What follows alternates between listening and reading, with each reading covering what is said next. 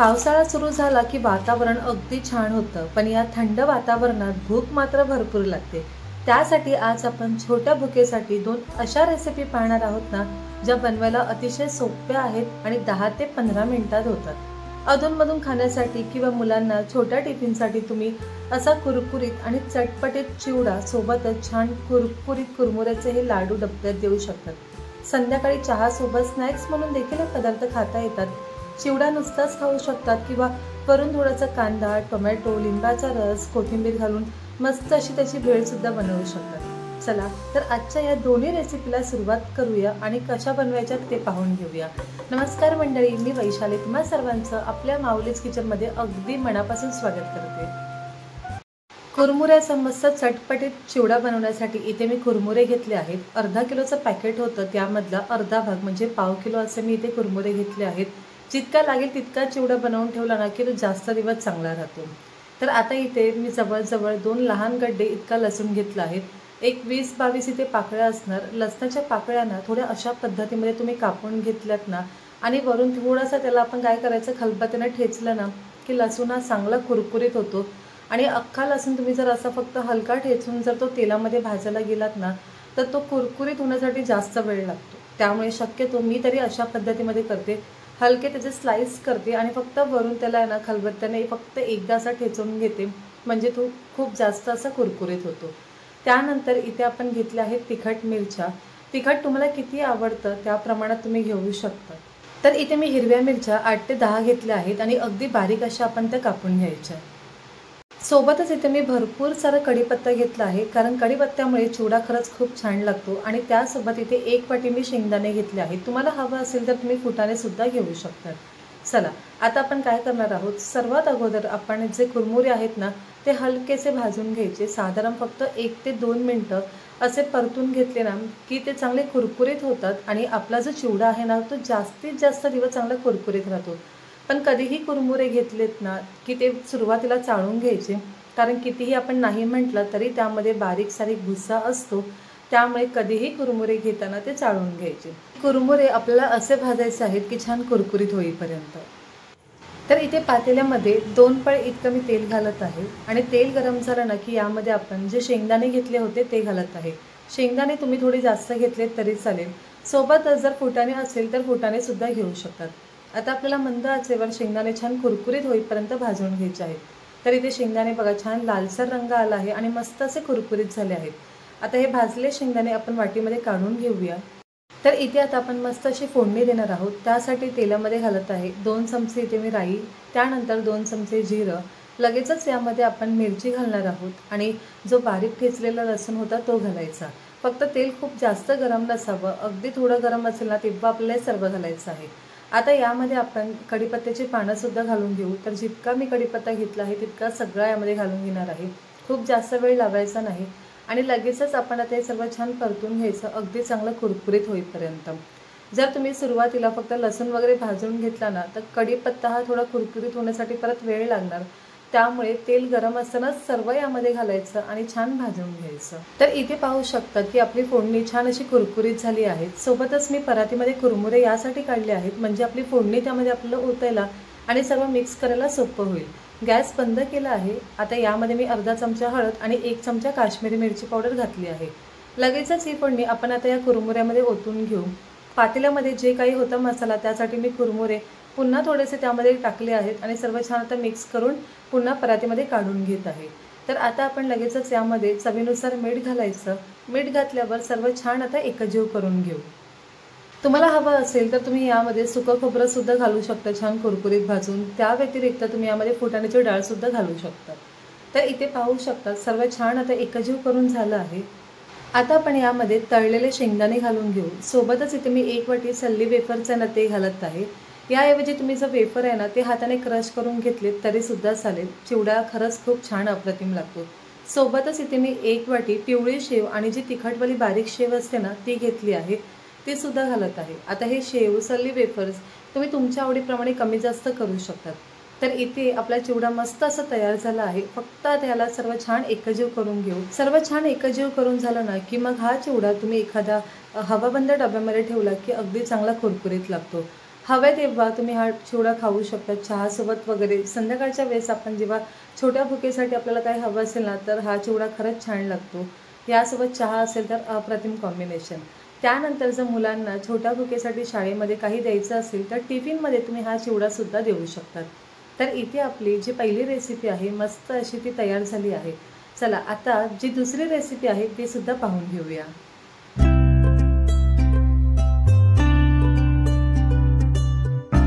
कुरमुऱ्याचे लाडू बनवण्यासाठी मेजरमेंट फार महत्त्वाचं आहे. म्हणजे किती वाटी कुरमुरे घेणार त्यासाठी तुम्हाला किती वाटी गूळ घ्यायचा आहे. तर इथे पाहू शकतात, इथे मी 1 वाटी गच्च भरून कुरमुरे घेतले आहेत. असे आपल्याला 3 वाटी कुरमुरे घ्यायचे आहेत. तर इथे मी बाउलमध्ये सुरुवातीला 2 कप काढून घेतले होते आणि 1 कप तुमच्या समोर दाखवला होता की किती आपण घ्यायचा भरून. तर आता आपल्याला हे कुरमुरे ना साधारण 1 ते 2 मिनटं चांगले भाजायचे आहेत. यामुळे काय होतं ना, की आपले लाडू जास्तीत जास्त दिवस कुरकुरीत राहतात आणि आपल्या लाडूला ना एक मस्त टेक्स्चर येतं. कुरमुरे भाजताना ना मंद आचेवर हलकासा त्याला एक लालसर रंग येईपर्यंत फक्त भाजा आणि त्यानंतर बघा लाडू खरंच खूप छान अप्रतिम होतात. तर इथे तुम्ही पाहू शकतात हलकासा एक लालसर रंग आला आहे. मी लगेचच गॅस बंद केला आणि आता आपल्याला हे कुरमुरे एका वेगळ्या बाउलमध्ये काढून घ्यायचे आहेत. तर इथे कुरमुरे किती कुरकुरीत झाले आहेत, आता हे तुम्हाला पुढे आवाजावरून कळेल.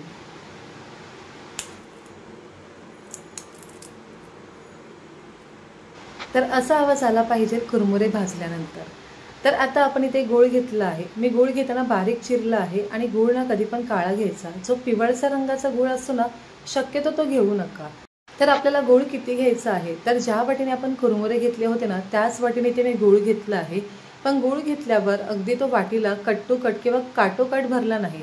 तर वरचा जो भाग आहे ना तो थोडा कमी ठेवला आहे. साधारण 1-2 चमचे गूळ यामधला कमी करायचा. यामुळे लाडूला मस्त टेक्स्चर येतं आणि खूप जास्तसुद्धा गूळ त्यामध्ये होत नाही.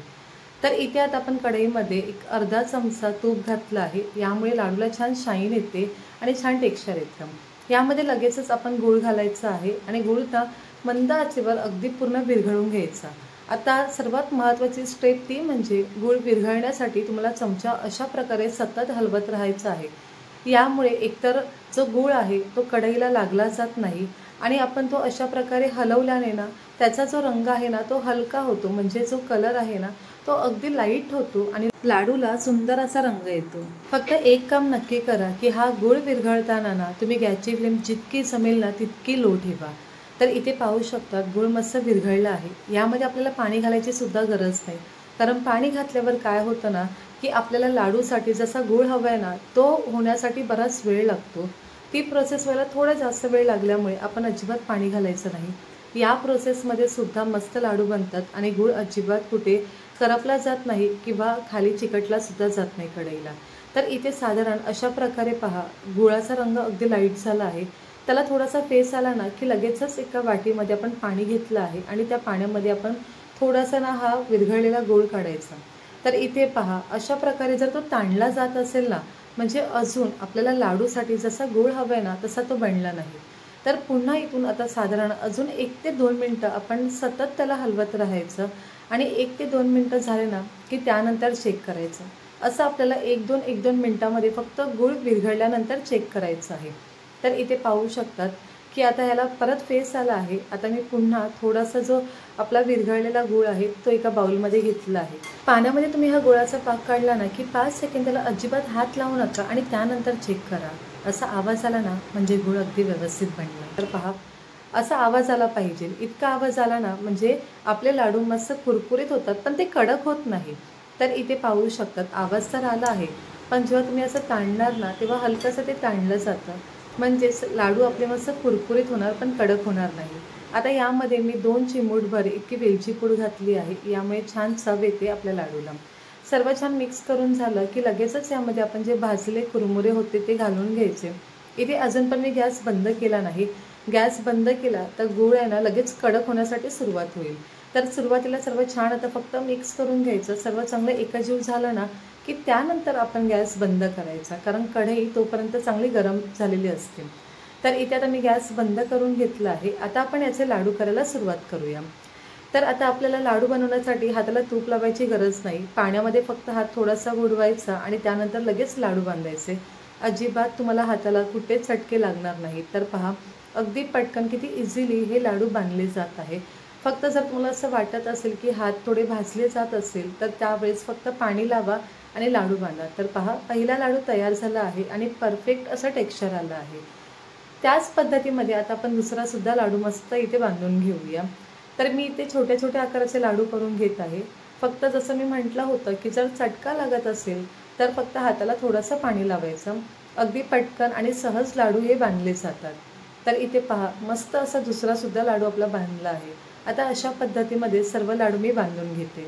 तर इथे सर्व लाडू मस्त असे बांधून झाले आहेत। मी घेतलेल्या प्रमाणामध्ये जवळजवळ एक 15 लाडू इथे आपले बनले आहेत। लाडूचं तुम्ही टेक्स्चर पाहू शकता, किती मस्त त्याला टेक्स्चर आलं आहे।